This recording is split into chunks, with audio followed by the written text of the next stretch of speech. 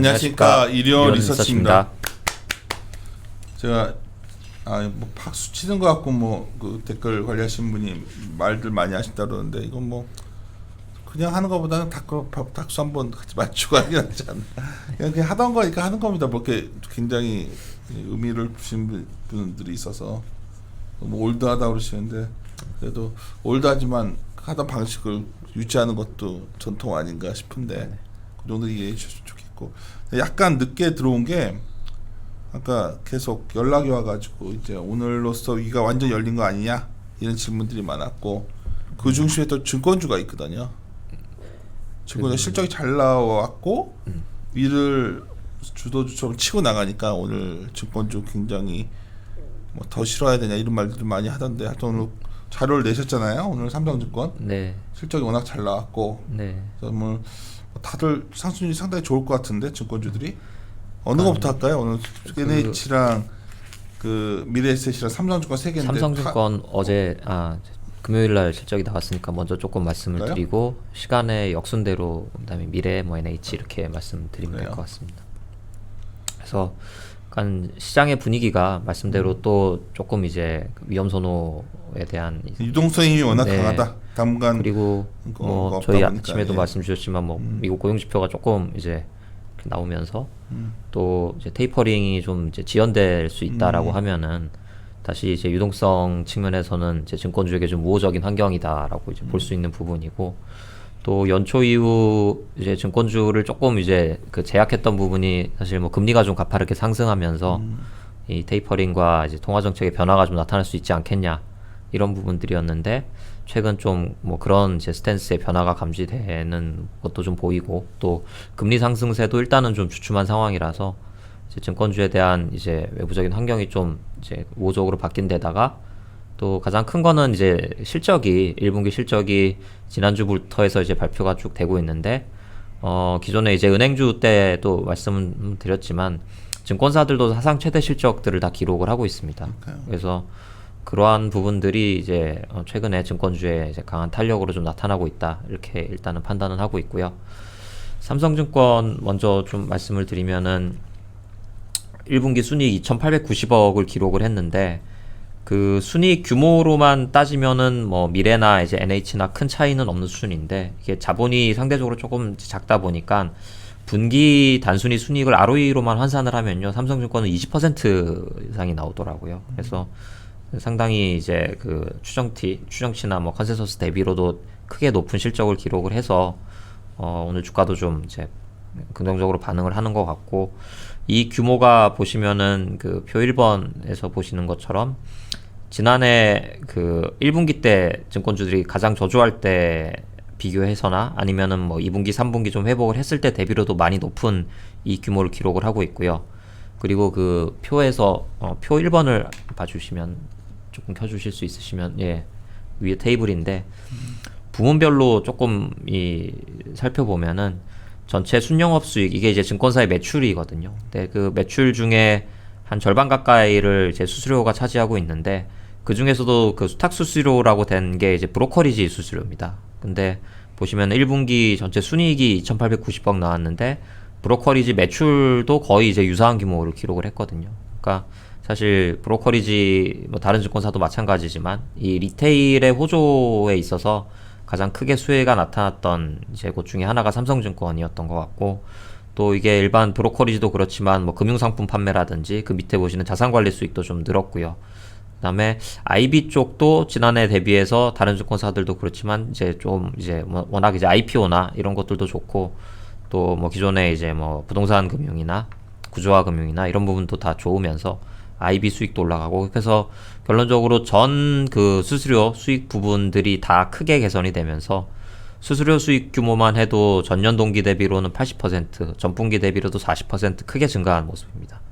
그리고 또 하나 조금 이 삼성증권의 이번 분기 실적에서 특징적인 부분은 그 약간 아래쪽 이제 보시면은 상품 운용 손익, 그러니까 트레이딩 손익이라고 저희가 이제 보통 말하는 부분인데, ELS 운용에 따른 이익인 네, 거 아닌가요? 그게 지난해 1분기 때 보면은 큰 폭의 손실을 기록을 했다가 조금 지지부진하다가 이번 1분기에 대폭적으로 이제 크게 증가한 모습이거든요. 이것만 기준으로 봐도 이거는 제가 이제 편지하는 기준이긴 한데 플러스 1250억 정도를 기록을 했습니다. 그러니까 운용이익이 또 대폭적으로 확대되고 수수료익도 늘면서 결론적으로는 전체 이제 이익의 호조를 이끌었다. 이렇게 이제 판단할 수 있는 부분이고, 중요한 건 이제 2분기 이후의 그 흐름에 대해서 조금 이제 전망을 해봐야 되는데, 사실 운용이익과 이제 연계된 부분은 시장 상황에 크게 이제 많이 영향을 받습니다. 그래서 뭐 이제 서두에처럼 다시 이제 시장이 좀 탄력을 받고 또 좋아지는 흐름으로 계속 간다면은 2분기 때도 운용이익이 호조로 보일 수는 있겠지만, 저는 그냥 경험적으로 봤을 때 좀 이 삼성증권의 운용 수익률을 저는 경상적으로 제가 추정하는 기준에 의해서 2분기는 좀 1분기 대비는 많이 줄어드는 걸로 이렇게 일단 추정을 했고요. 그다음에 브로커리지 부분에 있어서도 1분기는 분기 중으로 거래대금이 33조 원을 기록을 해서 이제 역대 최대치를 찍었거든요. 1월 중에는 이게 40조 원을 넘어갔었고, 근데 2분기 지금 4월하고 5월 초 현재까지는 한 20조 원대 중후반 정도를 기록을 하고 있어서 브로커리지 부분도 수익 규모는 1분기 대비 조금 줄어들 수 있지 않을까 이렇게 이제 전망을 하고 있습니다. 그래서 결론적으로는 2분기 예상되는 순이익 규모는 이 운용이익의 변동성과 그 다음에 이제 브로커리지의 탄력이 좀 둔화되는 점을 감안하면은 조금 1분기 대비해선 이익 규모는 좀 이제 약화될 수 있겠다 이렇게 이제 판단을 하는 부분입니다. 이제 우리가 이제 증권주 하면 이제 삼성증권 얘기를 하셨지만은 항상 시황 산업이다 해서 약간 평가절하하는 이익에 대해서는 네. 그런 게 있었지만, 어떻게 됐던 간에 증권 회사들이 상당히 수익 다변화가 진행되는 것 같고, 어떻게 본다면은 이제 순이익 규모 자체가 상당히 커지는, 많이 커졌죠. 자본이 근데 이게 커지기도 앞으로도 했지만. 더 커질 네. 수 있지 않나 이런 생각도 좀 맞습니다. 들더라고. 그리고 오늘 주로 얘기를 많이 한 게 이제 과거에는 실적의 파이가 계속 커지는 시대라면 뭐 금융주 내에서 증권주 위상이 과거에는 은행 대비해서 훨씬 낮았다면 이제는 은행주 실적들도 사실 증권자 회사들의 실적이 네, 좋았던 금융 것도 지수들도 다 그런 상황 크게 아니에요? 영향을 그러니까 미쳤고요. 네. 뭐 ROE도 뭐 금융에서의 성장성이라는 측면에서만 봤을 때는 저도 이제 증권주가 뭐 거의 유일하게 이 성장 잠재력을 가지고 있고 성장 잠재력을 키워가고 있다라고 이제 생각을 하고 있고요. 그리고 그 수익 부문별로 봐도 이 IB 쪽 수익 규모가 삼성증권은 뭐 과거에 좀 상당히 이제 보수적으로 이 IB 쪽에 리스크 테이킹을 하고 좀 그랬었는데, 그래도 규모가 좀 계속적으로 이렇게 늘어나고 있는 모습이 나타나고, 좀 공격적인 IB 영업을 펼치는 회사들은 이미 이 IB 수익이 거의 브로커리지랑도 맞먹을 정도로 이렇게 올라온 것들도 있고 하거든요. 그래서 말씀하신 대로 그런 이제 구조적인 수익 구조의 변화는 상당히 좀 가파르게 진행이 이미 되어 왔고, 지금도 이제 진행형이다 이렇게 말씀을 드릴 수 있습니다. 근데 조금 이 단기적으로 주가를 이제 결정하고 아무래도 이 실적에 여전히 변동을 주는 부분은 이 시황과 관련된 부분을 또 무시할 수는 없거든요. 그러니까 왜냐면은 그 앞서 보셨던 그 매출을 구분을 해봐도 결국은 이 브로커리지 비중이 낮아졌다라고는 하지만 작년부터는 또 오히려 이 동학개미 운동이 강하게 펼쳐지면서 브로커리지의 비중이 또 조금 올라간 경향도 있어요. 가령 1분기만 놓고 봤을 때도 그 표 1번에서 보시는 것처럼 전체 순영업 수익이 6,300억 정도인데, 그 중에 브로커리지 베이스만 해도 이게 거의 이제 2,800억, 비중으로 따지면 40%를 넘어가기 때문에 이쪽과 관련된 이 단기적인 변동성이 운용이익을 또 포함한다면은 이게 또 그 실적과 주가에 영향이 뭐 없다라고 보기는 조금 힘든 게, 아직까지 그 증권주를 좀 투자하실 때 근데 뭐 고려를 하셔야 되는 오늘처럼 부분입니다. 시장 자체가 고점을 넘어서 정말 이제 몇 개월간 그래도 계속 위로 가면 막히고 위로 가면 막히고 그랬었는데, 이게 뚫어버린 거라면 네, 그렇다면은 증권주의 퍼포먼스는 지금보다 훨씬 더 그러니까 탄력을 받을 실적이 가능성이 좋고 있고요. 밸류도 싼 편이니까. 네, 밸류에이션이 싸기 때문에 그런 거고, 1분기 때 벌써 거의 3천억 가까이 이제 이익을 기록을 했기 때문에 삼성증권 같은 경우는 올해 연간으로 봤을 때 저는 조금 보수적으로 봐도 한 8천억 정도 되는 이익을 기록을 할 수 있을 것 같거든요. 그러면은 ROE가 14% 정도가 나오고요. 근데 지금 PBR이 최근에 좀 오르긴 했지만 여전히 0.7배 미만이기 때문에 뭐 아직 뭐 그 기준 하에서는 상당히 저평가 구간에 있다 이렇게 판단할 수 있겠습니다. 그 다음에 대우증권이었던 미래에셋증권 네. 이제는 미래에셋 대우에서 미래에셋 증권으로 이름을 바꾸면서 사명을 변경하면서 이번 분기에 일부 이제 손실을 인식을 했는데요. 500억 조금 넘는 손실을 인식했는데 그거에도 불구하고 같은 그 표 1번에서 이제 보시는 것처럼 1분기 이제 지배주주 순이익은 2,912억 원을 기록을 해서 또 이제 역대 최대 실적을 이제 기록을 했습니다. 이 영업의 손실을 제외한다라고 하면요. 지난 2분기가 3천억 정도를 기록을 해서 표면적으로는 뭐 최대 실적은 아닌데 이 일회성 손실까지 감안을 하면 이제 그런 거고요. 내용은 사실 대동소이합니다.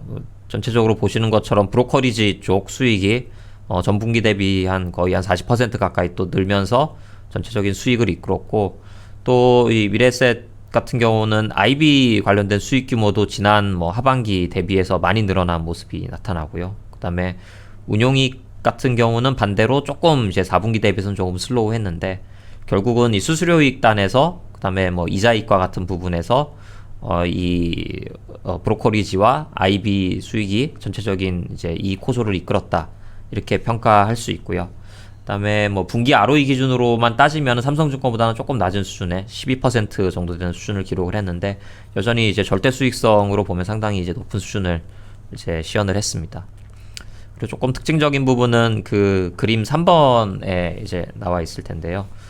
이 워낙 투자 자산이 많고 미래에셋 증권은 자본 규모만 해도 이제 거의 지금 10조 원에 다다랐거든요. 1분기 말 기준으로 9.6조를 기록을 했으니까. 그래서 사실 뭐 안정적으로 이렇게 들어오는 매분기 분대금하고 이제 배당금 규모가 꾸준히 이렇게 늘어나고 있는 모습이 확인이 되고 특히 이게 1분기 때 조금 아무래도 계절적으로 좀 많이 들어오는 경향이 있더라고요. 그래서 이런 부분도 이번 1분기에 이제 호실적을 이제 이룰 수 있었던 배경으로 꼽을 수 있고 또 하나는 이제 미래셋이 자랑하고 있는 이 해외 쪽 그 영업망에 있어서도 그림 4번 그림에서 보시는 것처럼 지난 4분기 때 부진했던 그 부분들을 만회하면서 이거는 결국 그 4분기 때 뭐 각종 이 해외 쪽 관련된 그런 평가 손실이나 이런 걸 많이 인식을 했는데 그런 부분들이 이제 해소가 되면서 1분기 해외 법인 이제 이익 규모는 지난해 이제 경상적인 수준을 이제 회복을 했습니다. 그래서 2분기 이후로도 뭐 브로커리지 부분 조금 둔화되는 가능성은 있지만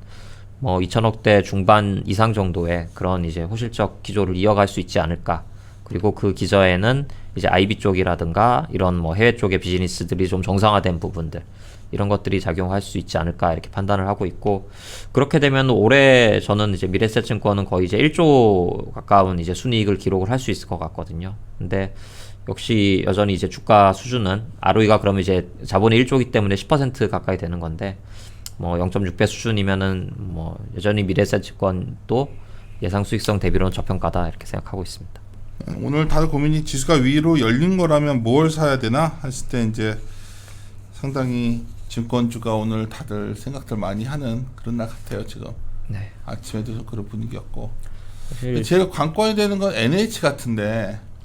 네, NH는 조금 미리 실적을 발표하긴 했는데요. 근데 저는 뉴스플로우 상에 좀 네. 그런 부담이 있어서인지 좀 뭐 아직까지 이제 옵티머스와 관련된 손실이 조금 이제 추가적인 부분이 남았다라는 부분들도 있고 이게 아직 확정되지 않아서 조금 그런 부분도 있는 것 같은데 저는 사실 개인적으로 예상 수익성 대비 그냥 단순히 PBR만 놓고 본다면 NH 또한 저평가 정도가 상당히 크다라고 판단을 하고 있습니다. 그래서 1분기 순이익은 2,600억 정도를 기록을 했고 올해 연간으로도 한 9천억 정도 저는 이제 예상할 수 있을 것 같은데 그런데 지금 PBR이 앞서 이제 삼성 미래랑 달리 아직 0.6배가 안 되는 수준이거든요. 그래서 올해 예상된 ROE 수준인 뭐 14% 정도 대비해서 비교해 보면은 오히려 뭐 그냥 동일한 기준에서만 봤을 때는 저평가 정도가 더 크다라고 볼 수 있을 것 같고 근데 이거는 이제 옵티머스 관련해서 어떻게 좀 손실이 확정되고 그다음에 뭐 이게 뭐 그 보상을 어느 정도 부분까지 해야 되는지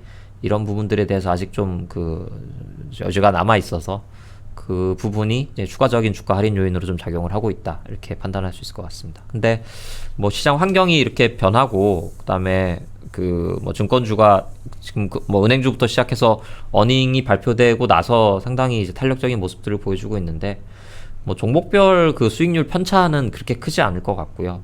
그리고 다만 뭔가 작년과 올해 증권주 투자 스킴을 조금 이제 상반된 관점에서 저희가 보고 있는 부분은 작년에는 사실 브로커리지가 이끈 그 실적과 그 수익성이 호조였다면 올해부터는 IB 쪽이 얼마나 빨리 좀 재개가 되고 이쪽에 견조한 실적 흐름이 더 이제 지속 가능할지 이런 부분이 좀 더 중요할 것 같아서 저는 대형 증권사들의 메리트가 작년과 비교했을 때는 오히려 조금 더 커지는 상황이 아닌가 이렇게 판단하고 있습니다.